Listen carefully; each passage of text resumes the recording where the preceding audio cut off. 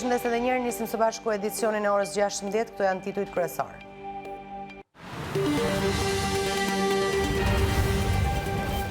Vritet me thik turisti portugez në Ksamil, autori 29 vjeçar kapet në Levan i fshehur në bagazhin e një makine. 80 ditë protest, qytetarët nuk të riqen, Rama të largohet nga qeveria pa kushte.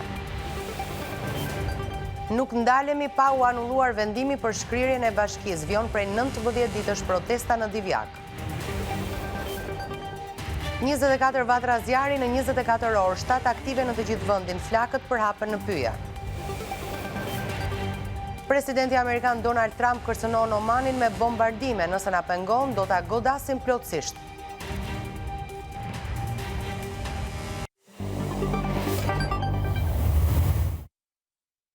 Një i ri portugez u vra me thik mëngjesin e kësaj të martë në Ksamil. Autori i dyshuar i krimit është një 29 vjeçar nga Hasi që punonte si bodyguard në hotelin ku ndodhi vrasja. Disa orë pas ngjarjes, policia arrestoi 29 vjeçarin në Levan i fshehur në bagazhin e një automjeti. Në polici janë shoqëruar edhe 10 persona.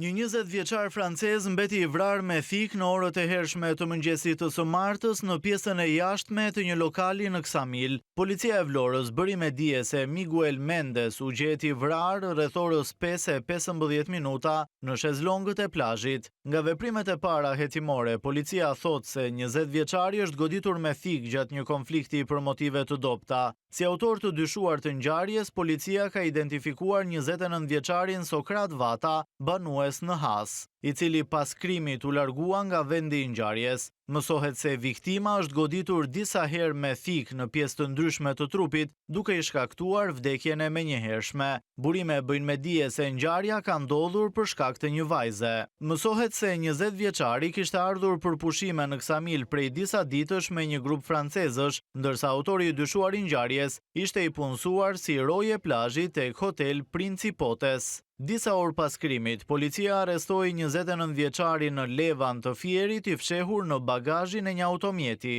Mësohet se 29 vjeçari ka pasur probleme të shumta me ligjin në Britaninë e Madhe, ku është skeduar për shpërndarje kokaine dhe është dënuar me disa vite burg. Partia Demokratike ka reaguar ashpër lidhur me vrasjen e turistit 20 vjeçar portugez në Ksamil, duke akuzuar autoritetet se kanë krijuar klim të mungesës së sigurisë në vend, që nga vrasjet e shtuara, zjarret e shumta apo edhe shpërthimet me tritol. Për autoritetet e vendit, për narkoqeverin, kjo vrasje makabre nuk mund të trajtohet si një tjetër komunikat në kronikën e zezë. Ajo është faqja e zezë e policisë dhe qeverisë, se cila, siç ka treguar kaq e kaqer, e ka mendjen tek videot me suksese imagjinare dhe jo tek policimi në komunitet, jo tek puna e parë e saj, parandalimi. Policia e shtetit është kthyer në një agjenci që ndjek autorët e ikur në drejtim të paditur, jo në një forcë të parandalimit të krimit, garantimit të sigurisë, forcimit të rendit publik, thuhet në deklaratën e Partisë Demokratike. Sipas Telis Blu, kjo lloj situate kriminaliteti do të vazhdojë për sa kohë në drejtim, emërohen patronazhistët e partisë që bashkëpunojnë me bandat, duke e kthyer edhe vetë policinë në bandë me uniform. Vrasja e 20 vjeçarit është ditëzie për turizmin shqiptar dhe shenja se jo publiciteti, por serioziteti është puna e një shteti, përfundon reagimi i Partisë Demokratike.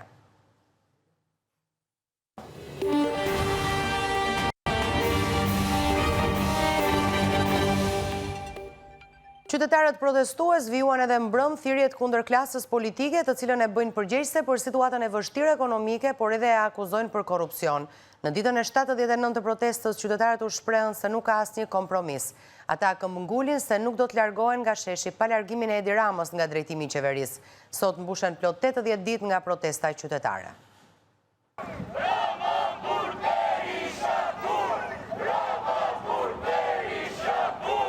Me thirrjet arrestoni Ramën dhe arrestoni Ballukun, drejtuar organeve të drejtësisë, protestuesit marshuan në bulevardin Dëshmorët e Kombit në ditën e 79 të protestës së pandalshme.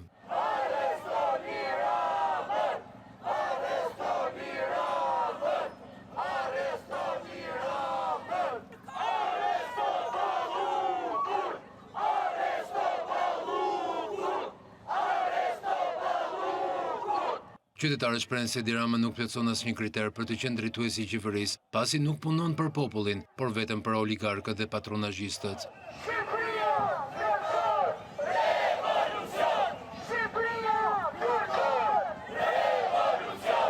do t'ja themi me plot bindjen, Rama i jep dorëheqjen. Rama nuk i plotso kushtet për të qenë më kryeministër. Ai ka thënë që unë para popullit ka thënë që jam kryeministri i gjithë popullit. Në të vërtetë ai nuk ka punuar për popullin, por ka punuar vetëm për patrozhonistët, për oligarkët. Kjo nuk i shërben Shqipërisë. Prandaj zëri i protestës dhe i gjithë shqiptarëve është që Rama të largohet sa më shpejt. Nga sheshi i protestës, aktivistët shprehen se nuk do të largohen deri kur Edi Rama dhe gjithë klasa politike që sundon Shqipërinë për 34 vitesh të largohen. Asnjë alternativë tjetër nuk ka, vetëm ajo e shëmbjes së sistemit të vjetër politik në Shqipëri dhe gjithkujt tjetër që ka mbështetur atë. Protest po zhvillohet në 10 qytete anë mban Shqipërisë. Protest po zhvillohet diaspora jone mrekullueshme në qindra qytete në të gjithë botën. Me një thirrje të vetme, pollome të klasë të korruptuar dhe të inkriminuar. Prandaj ne sot themi, na mbledh një thirrje, Rama Bur Berisha Bur, Rama Bur Berisha Bur. Që se erdhi ky si folës në zyrë, mafia Soros, në përmjet 2 instituteve, vendosi që Shqipëria të hyjë në një proces që quhet Agenda Soros, për rënimin, falimentimin dhe shpopullimin e Shqipërisë, dhe më pas popullimin e saj, ku u rënua, u falimentua dhe u shpopullua ky vend, sa po Rama të bjerë dhe 5 kërkesa të realizohen, Fondacioni Soros në Shqipëri do të shpallet si padëshirueshëm. Jemi mbledhur në këtë shesh në shenjë solidariteti, sepse e kemi kuptuar që majtas djathtas gjithmonë kanë punuar bashkë dhe shqiptarët kanë qenë në krahun e kundërt. Prandaj dhe sot shqiptarët mblidhen në shesh. Prandaj dhe sot shqiptarët vazhdojnë dhe vinë në këtë shesh, sepse duan të besojnë që ekziston një Shqipëri përtej flamujve të rozë të Partisë Socialiste dhe blu të Partisë Demokratike. Sepse ata mendojnë se ekziston një flamur i kuqezi që i bashkon të gjithë shqiptarët përtej bindjeve politike. Një përgjigje protestuesit i dhanë deklaratave të kryeministrit Edi Rama se në sheshin e protestës kanë mbetur vetëm Sora dhe Korba. Por në 79 ditë ju kemi treguar që jemi shqiptar të vërtet, e ju kemi treguar që nuk e lëshojmë të shesh pa shpëtuar Shqipërinë. Sa që u nërguar flamingot dhe erdhën Sorat, më vjen shumë keq, po flamingot janë mes nesh dhe do vazhdojnë të jenë derisa të shpëtojnë Shqipërinë. Ne jemi flamingot që vinë në këtë shesh me fëmijët tanë, me familjet tona dhe nuk na troni sado që mundoni ta përçani. Kemi 35 vite që vetëm dëgjojmë premtime, pushtete që ndrohen vetëm në letër dhe asgjë për popullin. Deve na thonë prisni të kaloj kjo fazë tranzitore. Po dhe sa duhet presim që ky tranzicion i kulligjur të mbarojë? Ne nuk duhet presim ata të mbarojnë këtë tranzicion, sepse ato janë një establishment politik që punojnë për interesat e tyre dhe jo për interesat e këtij kombi, jo për interesat e Shqipërisë. Ata duan ta mbajnë Shqipërinë peng në këtë gjendje. Ata nuk kanë interes që Shqipëria të integrohet në Bashkimin Evropian. Thjesht bëjnë sigur. Nuk shitet Shqipëria! Nuk shitet Shqipëria! Krenar Ahmeti, ish oficeri i policisë së shtetit, u bëri thirrje protestuesve të mos dorëzohen, sipas tij segmentet e policisë, po përpiqen të provokojnë protestuesit për të dëmtuar protestën. Edi Rama ka paru. Kemi të gjitha informacionet që segmentet të caktuara të policisë për me ranë sy të i madhi kanë futur spicat, kanë ba mini organizime, po nuk do t'ja arrin, do t'i themi dhe me emra.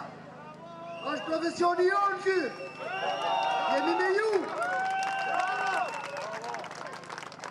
Për një qatë jeni të bindur që këtyre gjentilmenëve politikanë që hedhin nënat e tyre nga shkallët nuk të dalim të qojnë Shqipërinë në hunder.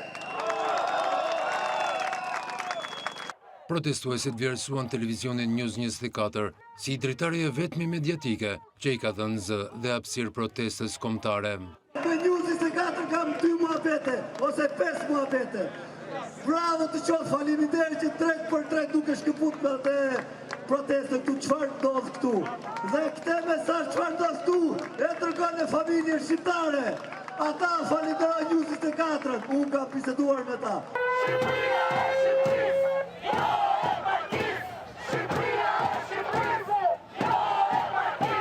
Pas fjalimeve në sheshin para kryeministrisë, protestuesit vijuan si çdo mbrëmje marshimin në rrugët kryesore të Tiranës me thirrjet kundër klasës politike që e bëjnë përgjegjëse për gjendjen e vështirë ekonomike shoqërore në Shqipëri.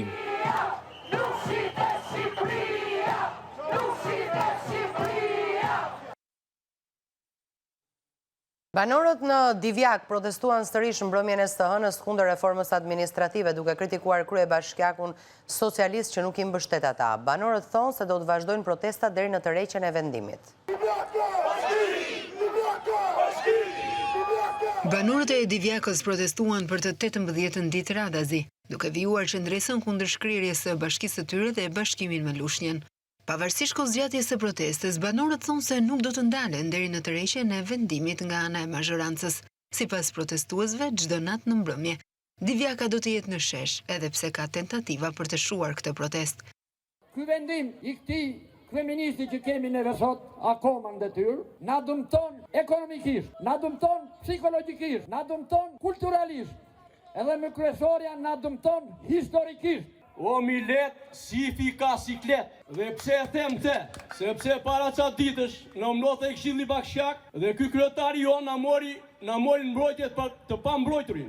Kriminalin e këtij vendi që quhet Edi Rama. Të pyesë pak këshilltarët e vet, bashkëpunëtorët e vet të reformës.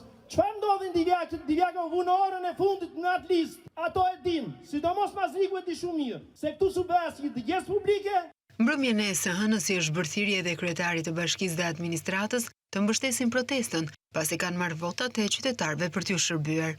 Marshimi në rrugët e qytetit ishte mbyllje e ditës së 18 e protestës në Divjak.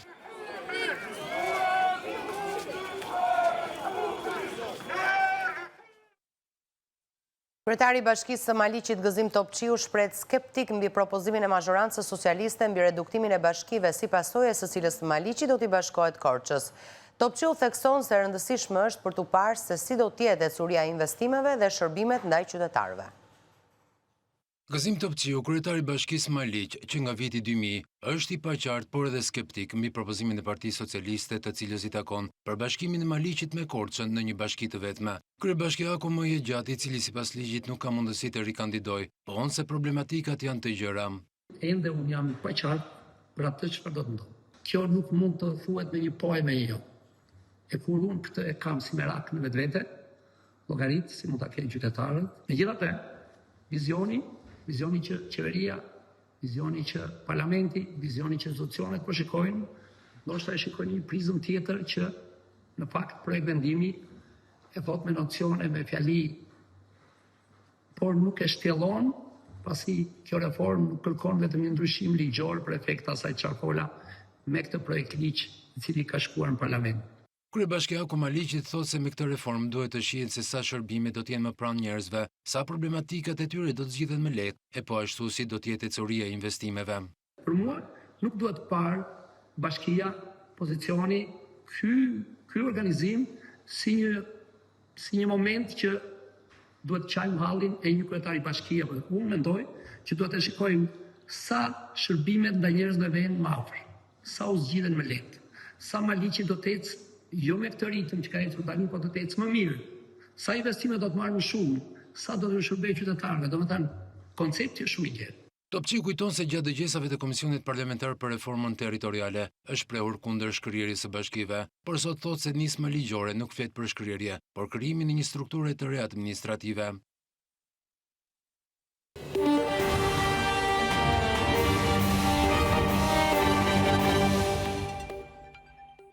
Gjykata e Elbasanit ka caktuar masën e sigurisë arrest në burg për Poli Boricin, i dyshuar për tentativën e vrasjes së një shtetasi me armë zjarri. Ngjarja ndodhur në ambientet e një lokali në Elbasan. Nga hetimi ka rezultuar se konflikti mes dy personave ka përshkallëzuar dhe i dyshuari sipas akuzës dyshohet se ka përdorur armë zjarri në përpjekje për të marrë jetën një shtetasi. Pas ngjarjes, autoritetet arrestuan Poli Boricin, i cili tashmë do të vijojë të qëndrojë në paraburgim, ndërsa hetimet për zbardhjen e plotë të rrethanave vijojnë. Gjatë shqyrtimit gjyqësor, gjykata ka analizuar rrethanat e ngjarjes, dyshimet e ngritura nga organi i akuzës dhe materialet e administruar deri në këtë fazë të hetimit.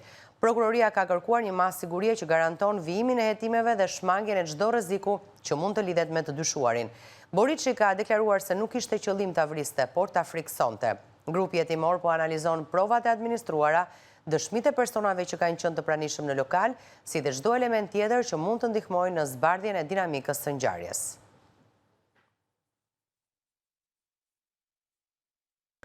Pas grabitjes me armë zjarri të një argjendarie në Paskuqan, policia ka arrestuar një nga autorët e krimit. Në pranga përfundoi një 35 vjeçar nga Laçi, i cili u kap në Qafthan në përpjekje për t'u larguar nga vendi. Policia është në kërkim të bashkëpunëtorit ende i pa identifikuar. Pas ngjarjes u sekuestruan armë zjarri, maska silikoni, si dhe një motor. Rreth 2 javë pas grabitjes së një argjendarie në zonën e Paskuqanit në Tiranë, policia ka arrestuar një nga autorët e dyshuar të vjedhjes. Një operacion i koduar Gold përfundoi me arrestimin e 35 vjeçarit Argjys Kalsi, banues në Laç. Burimet bëjnë me dije se Kalsi është arrestuar në Qafthan në përpjekje për t'u arratisur nga Shqipëria. Nga hetimet dyshohet se ky shtetas në bashkëpunim me një shtetas tjetër ende të paidentifikuar, më datë 5 korrik kanë vjedhur një sasi bijuterish brenda argjendarisë në Paskuqan dhe më pas u larguan nga vendi i ngjarjes me një motor. Një ditë pas grabitjes në një zonë të pyllëzuar në fshatin Zgafnur, u gjetën dhe u sekuestruan në cilësinë e provës materiale një armë zjarri automatike, një krëhër me fishek, një skafandër motorciklete e lyer me ngjyrë gri, 2 maska silikoni, një palë doreza si dhe veshje të tjera që dyshohet se janë përdorur nga autorët gjatë kryerjes së veprës penale. Gjithashtu më 9 korrik në vendin e quajtur liçeni i Qinamit pranë fshatit Qinam, u gjet dhe u sekuestrua në cilësinë e provës materiale një motomjet i cili dyshohet se është përdorur nga autorët gjatë kryerjes së veprës penale. Pas arrestimit të 35 vjeçarit vijon puna për identifikimin dhe arrestimin e bashkëpunëtorit të tij, ndërsa ndaj tyre janë ngritur akuzat për vjedhje me dhunë në bashkëpunim dhe armbajtje pa leje. Nga argjendaria u grabitën kryesisht bijuteri prejari me vlerën e 1.5 milion lekëve. Nga mënyra se si u grabit, dyshohet se autorët kishin pasur dieni për vendodhjen e bijuterive. 24 vatra zjarri janë raportuar gjatë 24 orëve të fundit, nga të cilat 7 mbeten aktive dhe 2 janë në monitorim. Vatra më aktive mbetet ajo në malin e Dajtit, ndërsa për izolimin e flakëve janë të angazhuara 50 efektiv të forcave të armatosura dhe 1 helikopter i forcës ajrore. Një tjetër vatër aktive po në qarkun Tiranë është ajo në Vakumone. Ndërkaq në Gurlur po zhvillohet një nga operacionet më të mëdha kundër zjarreve, ku në terren ndodhen qindra forca. Disa vatra aktive zjarri janë edhe në Qafhelmës, në Bulqiz dhe Bruç të Matit. Ndërkaq vatra aktive zjarri janë edhe në Lufaj të Mirditës dhe Fush Laj në Puk, ku era e fortë ka favorizuar përhapjen drejt pyjeve të Tërbunit dhe Gjegjanit. Në këtë zonë janë përfshirë nga zjarri rreth 50 hektar pyje, ku në terren krahas forcave lokale janë angazhuar edhe forcat e ushtrisë nga reparti i Vau të Dejës si dhe 2 helikopter të Ministrisë së Mbrojtjes. Edhe pse dyshohet për zjarrvënie të qëllimit, ende policia e Pukës nuk ka njoftuar për ndonjë autor të mundshëm të zjarrvënies. Një autobus me turist të huaj mori flak në ecje ndërsa ngjitej në rrugën drejt Kalas së Beratit. Pasi janë vërejtur shkëndijat e para në pjesën e pasme të autobusit, shoferi ndaloi dhe zbriti 52 pasagjerët, mes tyre edhe fëmijë. Asnjë nga pasagjerët nuk ka psuar lëndime pasi ata kanë zbritur në kohë. Pas shkëndijave të shfaqura në pjesën e motorit, zjarri është përhapur në brendësi të tij. Pavarësisht ndërhyrjes së shpejtë të forcave zjarfikse, autobusi është krumbuar tërësisht. Flakët përfshin edhe një automjet të parkuar në derën e shtëpisë në vendin ku u doqë autobusi. Hetimet po vijojnë për të zbardhur shkaqet e zjarrit, por paraprakisht dyshohet se është shkaktuar nga një shkëndijë elektrike në motor. Policia ka shoqëruar në komisariatin e Beratit drejtuesin e autobusit, Ervis Dyrmani nga Durrësi.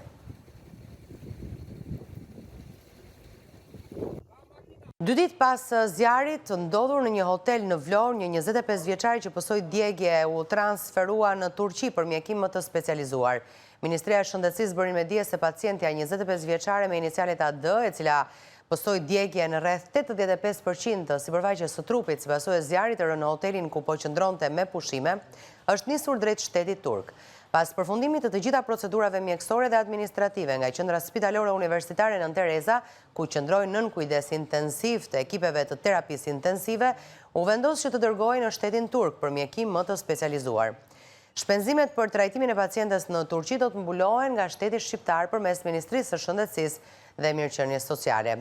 Zjarri në hotelin Brooklyn në Lungomare u regjistrua në mëngjesin e kësaj të diele, duke lënë 6 persona të lënduar nga djegjet dhe rënjet nga kati i dytë i ndërtesës. Shumica e turistëve ishin shtetas nga Kosova.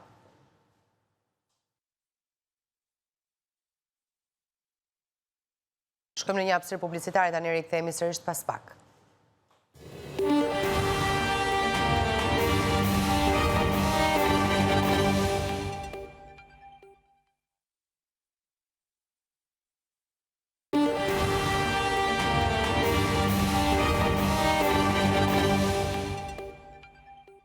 Koncensioni i inceneratorit të Tiranës vion të gjeneroj fitime milionëshe, pavarësisht se impianti i incerimit për cilin u lidh kontrata ende nuk është ndërtuar. Vetëm në vitin 2025, kompania koncesionare deklaroi mbi 8 milion euro fitim para taksash, ndërsa pagesat nga buxheti i shtetit kanë vijuar edhe pas vendosjes së sekuestros. Shoqëria koncesionare e inceneratorit të Tiranës e ka mbyllur vitin 2025 me një fitim para taksave për mbi 8 milion euro. Pasqyrat financiare të cituara nga revista Monitor tregojnë se të ardhurat e kompanisë arritën në 1.5 miliard lek, ndërsa fitimi para taksave përbënte rreth 53% të ardhurave. Pas pagesave të tatimit, fitimi neto ishte 672.8 milion lek, ose gati 7 milion euro. Këto rezultate financiare vinë në një kohë kur inceneratori për të cilin u lidh kontrata nuk është ndërtuar. Koncesioni ka vjuar të marrë pagesat nga buxheti i shtetit edhe para vendosjes së sekuestros. Vetëm gjatë vitit 2025, kompania mori rreth 913 milion lek, ndërsa që nga viti 2017 pagesat publike kanë arritur në 8.4 miliard lek. Kontrata e lidhur në vitin 2017 me një investim të parashikuar për 128.2 milion eurosh parashikonte ndërtimin e landfillit, inceneratorit dhe prodhimin e energjisë elektrike. Por pas 9 vitesh impianti industrial incenerimit ende nuk ekziston, ndërkohë kontrolli i lartë i shtetit kishte konstatuar se tarifa për 29 eurosh për ton mbeti e paguaje plot, edhe pse pjesa e incenerimit nuk kryhej. Gjithçka ndodh ndërsa koncesioni vazhdon të marrë pagesa nga buxheti i shtetit, edhe pse impianti i incenerimit për të cilin ishte lidhur kontrata nuk është ndërtuar. Koncesioni ndodhet nën sekuestro preventive prej korriku 2023 dhe administrohet nga shteti. Sipas prokurisë së posaçme SPAK, pronarët de facto të shoqërisë janë Mirel Mërtiri dhe Klodian Zoto. Në korrik 2026 SPAK dërgoi për gjykim 12 persona dhe 2 shoqëri, mes tyre Integrated Energy, e cila akuzohet për mashtrim me pasojë të rënda dhe pastrim të produkteve së veprës penale. Sipas SPAK-ut, deri në momentin e sekuestrimit, kompania kishte siguruar 11.3 miliard lek të ardhura, ndërsa për ndërtimin e veprës ishin investuar rreth 21 milion euro. Shifrat e reja financiare sillin sërish në vëmendje kontrastin e këtij koncesioni, miliona euro fitime dhe miliarda lek pagesa publike, ndërsa vepra kryesore për të cilën u lidh kontrata, inceneratori i Tiranës, pas 9 vitesh ende nuk është ndërtuar.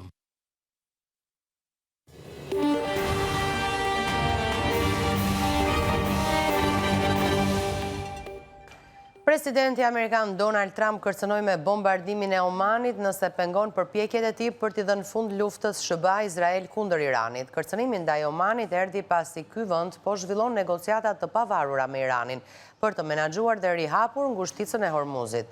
Nëse Omani do të na pengojnë, ne do ta bombardojmë plotësisht, tha Trump. Presidenti Donald Trump kërcënoi me bombardimin e Omanit nëse ky vend pengon përpjekjet e tij për t'i dhënë fund luftës SBA-Izrael kundër Iranit, pasi afati 2 mujor për të negociuar paqen me Iranin skadoi të hënën pas një përfundim të konfliktit në horizont. Kërcënimi ndaj Omanit erdhi pasi ky shtet po zhvillon negociatat pavarura me Iranin për të menaxhuar dhe rihapur ngushticën e Hormuzit, të cilat Washingtoni i sheh si pengesë dhe ndërhyrje ndaj strategjisë së vet. Nëse Omani na pengon, ne do ta bombardojmë plotësisht, tha Trump për Fox News të hënën, hera e dytë që ai drejton një kërcënim të tillë ndaj Muskatit, një partner strategjik i hershëm i SBA-s, që tradicionalisht ka shërbyer si një kanal kyç midis Washingtonit dhe Teheranit. Shefi i Shtëpisë së Bardhë e kërcënoi Omanin ndërsa përpiqet ta çojë konfliktin drejt një përfundimi, pothuajse 6 muaj pas fillimit të tij, dhe ndërsa një dritare diplomatike e rënë dakord me Teheranin mbaroi pas një marrëveshje përfundimtare. Por Trump gjithashtu pretendoi gjatë intervistës së të hënës se nuk kishte menxitim për të arritur një marrëveshje. Bisedimet mes Omanit dhe Iranit kanë përfshirë ide për vendosjen e tarifave për anije tregtare që kalojnë në ngushticën e Hormuzit. SBA dhe sekretari i Thesarit e kanë bërë të qartë se nuk do të lejojnë asnjë sistem të tillë pagesash dhe kanë kërcënuar me sanksione agresive. Irani ka kërkuar kompensim nga SBA-ja për shkelje të armëpushimit dhe kërkon tarifa prej 5 deri në 7% mbi ngarkesat e anijeve për të hapur plotësisht ngushticën. Përfshirja e Omanit në legjitimimin e këtyre tarifave dëmton pozicionin negociues të SBA-s. Një marrëveshje e veçantë dypalëshe Oman-Iran jashtë ombrellës amerikane krijon çarje në bllokun e aleatëve të rëndësishëm dhe vështirëson vendosjen e një paqeje globale të qëndrueshme sipas planeve të Washingtonit. Rusia kërcënon Mbretërinë e Bashkuar me pasoja pas njoftimeve se dronët që u përdorën në sulmet e fundit ndaj objektivave ushtarake dhe industriale në Rusi ishin prodhuar në Britani. Sa më e thellë jetë përfshirja e Britanisë në konflikt, aq më i lartë do të jetë çmimi që do të paguajë, paralajmëroi kështu ambasada ruse në Londër.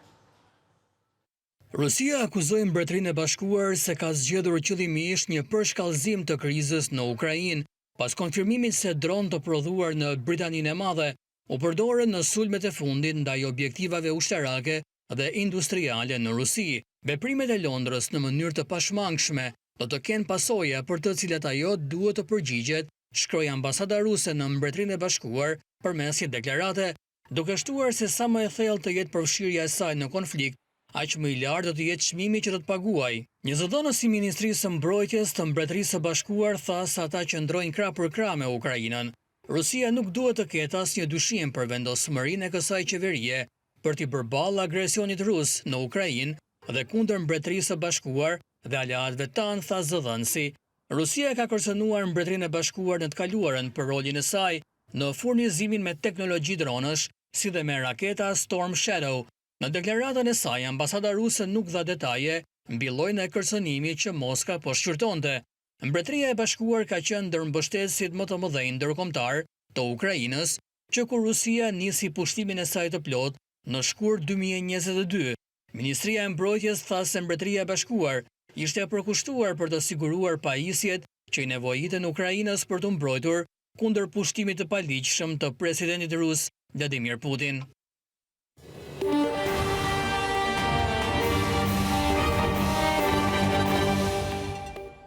Ndrojmë temë në prag të pelegrinazhit në malin e Tomorit, kryegjyshi botror i Bektashive Axhit Edmond Brahima inspektoi nga afër masat e marra për krijimin e kushteve të përshtatshme për gjithë besimtarët që do të jenë pjesë e këtij rituali. Ai u ka bërë thirrje të gjithë besimtarëve që të respektojnë rregullat e TQS dhe të jenë të kujdesshëm me zjarrin.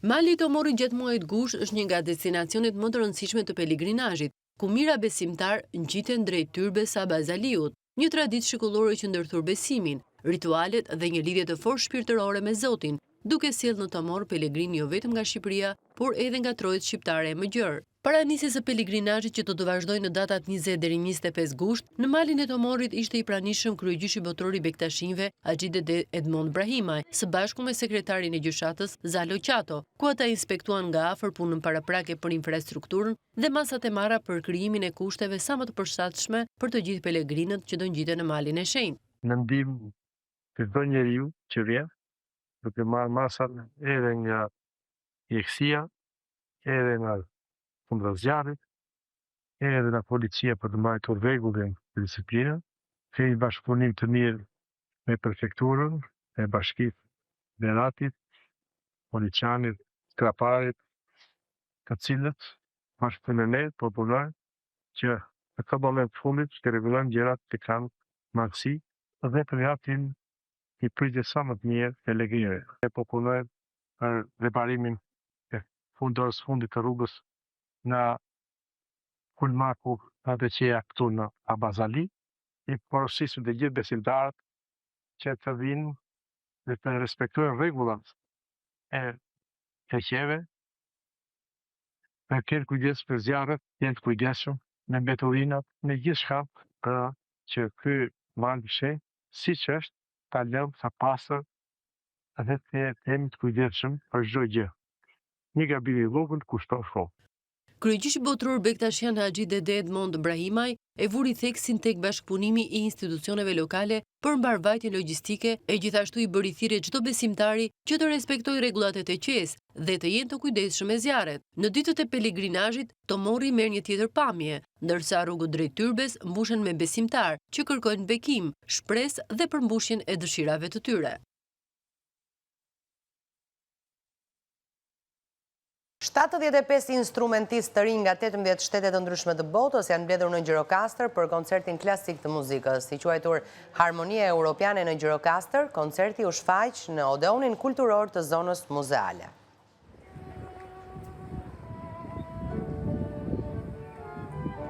$75 instrumentistë të rinj nga 18 shtete të ndryshme interpretuan në një koncert të veçantë në qytetin e Gurt të Gjirokastrës.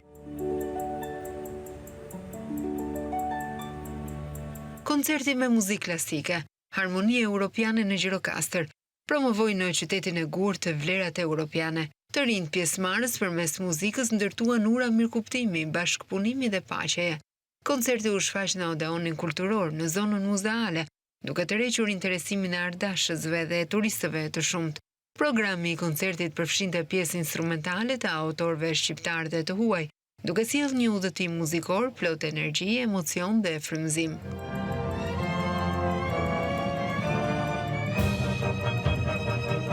Rrugtimin tonë artistik kemi përzgjedhur edhe qytetin e Gjirokastrës, që të kemi koncertin tonë me vepra të ndryshme nga autor botror, por edhe shqiptar.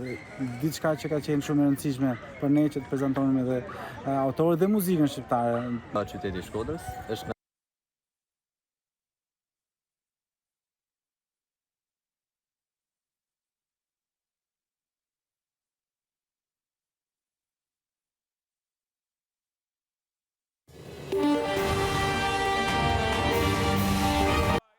Do të shkojmë në një aftësirë publicitare, do të kthehemi pas pak me një tjetër bisedë në studio.